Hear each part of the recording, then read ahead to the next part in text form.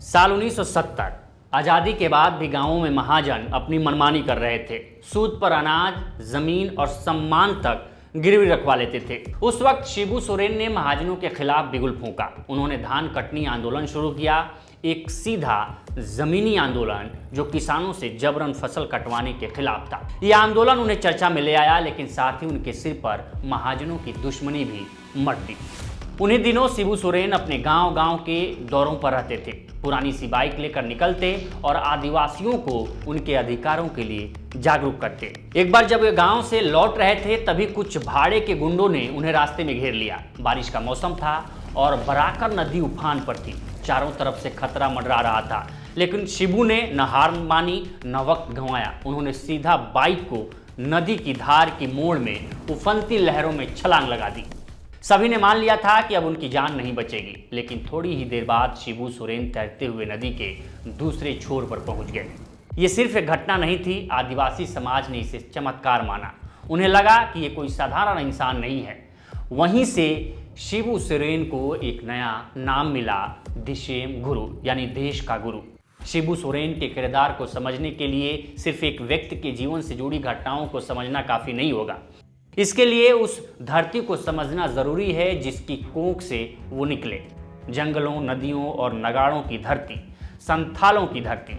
संथाल आदिवासी समुदाय की जिंदगी सादगी, उल्लास और सामूहिकता में रची बसी है। उनकी प्राथमिकताएं अलग हैं। खेत की मेहनत के बाद हंडिया की सोंधी सुगंध, बांसुरी की मीठी धुन, नगाड़े की थाप और सामूहिक नृत्य। वे बेफिक्र रहते हैं, आज में जीते हैं और आने वाले कल के लिए कुछ बचा कर रखना उन्होंने कभी सीखा ही नहीं। लेकिन जब अन्याय दस्तक देता है तो यही संथाल अपने मस्त जीवन से उठकर इतिहास में दर्ज होने वाला विद्रोह खड़ा कर देते हैं। ब्रिटिश सेना के मेजर जेरविस ने संथाल विद्रोह का आंखों देखा हाल दर्ज किया था। यह युद्ध नहीं था, वे झुकना नहीं जानते। जब तक उनके नगाड़े बजते रहते थे, सारे लोग खड़े रहते और गोली खाते रहते थे। प्रायः उनके तीर हमारे लोगों को मारते रहते थे, इसलिए हमें उन पर गोलीबारी करनी पड़ती थी और वे फिर भी खड़े रहते थे। इस युद्ध में हमारा एक भी सिपाही ऐसा नहीं था जिसने अपने आप पर शर्मिंदगी महसूस न की हो। ये अंग्रेज लिखते हैं। अलमस्त जीवन जीने वाले इस समुदाय को जब लगातार अपमान, शोषण और विस्थापन झेलना पड़ा तो उन्होंने आवाज उठाई। ये कहानी है शिबू सोरेन की, लेकिन उससे पहले ये कहानी है संथालों की लड़ाई और ललकार की। 11 जनवरी 1944 को हजारीबाग जिले अब रामगढ़ के नमेरा गांव में एक बालक का जन्म हुआ। शिबू, वह संथाल जनजाति से था और उसका जीवन प्रकृति की लय में बह रहा था। जंगल, बांसुरी, हांडिया, महुआ, नगाड़ा और निर्भीक खेत। पर एक दिन ये लय थम गई। भूमि विवाद के चलते साहूकारों ने उसके पिता सोबरा सोरेन की हत्या कर दी। उस क्षण एक बालक की मासूमियत छिन गई और उसकी जगह ले ली एक कठोर सवाल ने, क्या हमारी जमीन पर हमारा ही हक नहीं? बचपन में ही उसने समझ लिया कि ये लड़ाई अकेले की नहीं होगी। ये जमीन, ये जंगल, ये आदिवासी चेतना, सबको साथ लेकर उसे कुछ बड़ा करना होगा। समय के साथ शिबू बड़ा हुआ। उसने देखा कि महाजन और जमींदार आदिवासियों की जमीन पर कब्जा कर रहे हैं, कर्ज के नाम पर धोखे से और सत्ता के बल पर। तब उसने सोनोत संताल समाज की नींव रखी। इसका मकसद था समाज को एकजुट करना, शिक्षित करना और संगठित करना। यहीं उसकी मुलाकात हुई ए.के. राय और विनोद बिहारी महतो से। ये एक ऐतिहासिक संगम था। तीनों ने मिलकर महाजनों और सरकारी मिलीभगत के खिलाफ सीधा मोर्चा खोला। उन्होंने सामूहिक खेती, पशुपालन और रात्रि पाठशालाओं के जरिए रचनात्मक प्रतिरोध की शुरुआत की।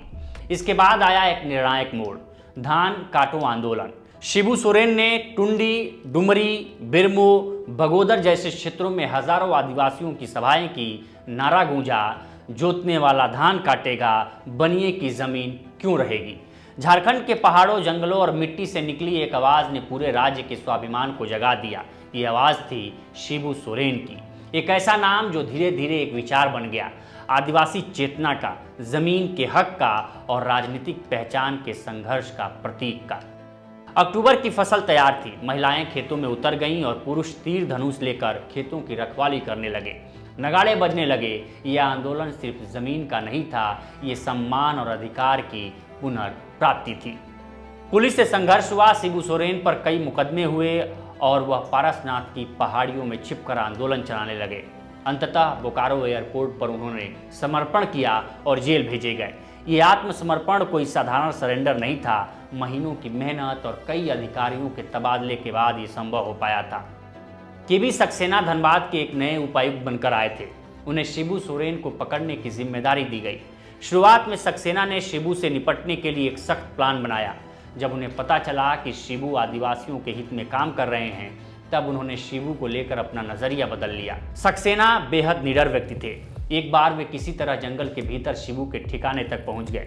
शिबू की सुरक्षा के लिए सैकड़ों आदिवासी तीर कमान लेकर पहरा दे रहे थे। शिबू के पास आकर सक्सेना ने कहा, मैं धनबाद का नया डीसी हूं, आपसे मिलने आया हूं। शिबू ने सक्सेना को अपने पास खाट पर बैठाया। सक्सेना की पूरी आवभगत की गई। केबी सक्सेना ने शिबू सोरेन से कहा कि आपको देखकर एक बात पता चली कि आप आदिवासियों के मसीहा हैं, लेकिन आपकी लड़ाई का तरीका गलत है। जंगल में रहकर कब तक लड़ते रहेंगे? आप कानून के सामने सरेंडर कर दीजिए, वरना किसी दिन पुलिस की गोली के शिकार हो जाएंगे। अगली बार केबी सक्सेना के साथ एसपी और कुछ और अफसर भी आए। पहरा दे रहे आदिवासियों को निर्देश थे कि गिरफ्तारी होती है तो हमला करना, वरना नहीं। सक्सेना पहुंचे, लेकिन कोई गिरफ्तारी नहीं हुई। वहां एक बड़ी सभा हुई जिसमें 25,000 आदिवासियों ने भाग लिया। सक्सेना ने कहा कि शिबू आदिवासियों के मसीहा हैं। ये बात पूरे राज्य में फैल गई। सूदखोर महाजनों ने इसका विरोध किया। समर्पण से पहले ही सक्सेना का तबादला हो गया। हालांकि जाने से पहले वो बिहार के सीएम जगन्नाथ मिश्र और पीएम इंदिरा गांधी को चिट्ठी लिख चुके थे। नए डीसी साहब आए, उनका भी शिबू से संपर्क जारी रहा। एक दिन शिबू को थाने आने के लिए कहा गया। ये वो समय था जब कोई ये हिम्मत नहीं कर सकता था। शिबू को बताया गया कि थाने से ही सीएम साहब आपसे बात करेंगे, इसके बाद आप पर लगे केसों को हटाया जाएगा। बात सितंबर 1975 की है। एक दिन डीसी शिबू के ठिकाने पर पहुंचे। उन्हें बताया गया कि शिबू को कुछ दिन जेल जाना पड़ेगा ताकि चीज़ों को ठीक किया जा सके।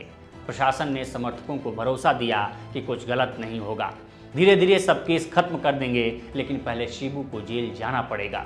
इस तरह शिबू सोरेन ने सरेंडर किया।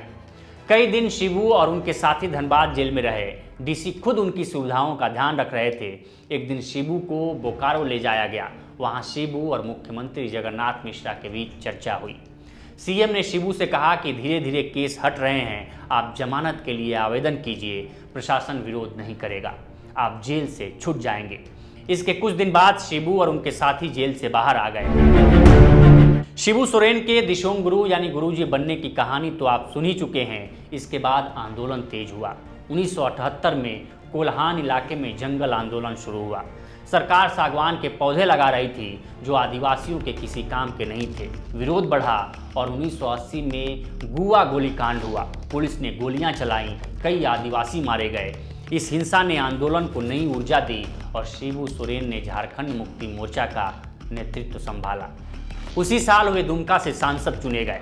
संसद में झारखंड की आवाज बुलंद हुई, लेकिन हर आंदोलन की तरह ये भी आंतरिक दरारों से गुजरा। ए.के. राय और फिर विनोद बिहारी महतो पार्टी से अलग हो गए। 1984 में शिबू ने निर्मल महतो को पार्टी अध्यक्ष बनाया और खुद महासचिव बने। फिर 1986 में आजसू यानी ऑल झारखंड स्टूडेंट्स यूनियन का गठन हुआ। यह आंदोलन का उग्र छात्र रूप था, पर 1987 में निर्मल महतो की हत्या ने पूरे राज्य को झकझोर दिया। आजसू हिंसक हो गया, आंदोलन सुलगने लगा। गृह मंत्री बूटा सिंह से बातचीत भी हुई, लेकिन समाधान नहीं निकला। 1988 में पहली बार भाजपा ने वनांचल राज्य का समर्थन किया। ये शिबू के लिए एक बड़ी जीत थी। 1989 में आजसू ने राजीव गांधी के झारखंड दौरे का विरोध किया और तब केंद्र सरकार की नींव टूटी। 1994 में केंद्रीय मंत्री राजेश पायलट रांची आए और कहा कि अब केंद्र झारखंड मसले को सुलझाना चाहता है। 1995 में झारखंड क्षेत्र स्वशासी परिषद का गठन हुआ और शिबू सोरेन इसके पहले अध्यक्ष बने। आंदोलन अब निर्णायक मोड़ पर था। 1999 में जेएमएम ने दिल्ली में जुलूस निकाला। अटल बिहारी वाजपेयी ने अलग राज्य का वादा किया और फिर 25 जुलाई 2000 को बिहार विधानसभा से झारखंड गठन विधेयक पारित हुआ। 15 नवंबर 2000 को बिरसा मुंडा की जयंती पर झारखंड अस्तित्व में आया और बाबूलाल मरांडी इसके पहले मुख्यमंत्री बने। पर शिबू सोरेन के लिए संघर्ष अब भी खत्म नहीं हुआ था। 2 मार्च 2005 को वे पहली बार झारखंड के मुख्यमंत्री बने, लेकिन सिर्फ 10 दिनों में ही बहुमत न होने के कारण इस्तीफा देना पड़ा। फिर 27 अगस्त 2008 को दोबारा मुख्यमंत्री बने।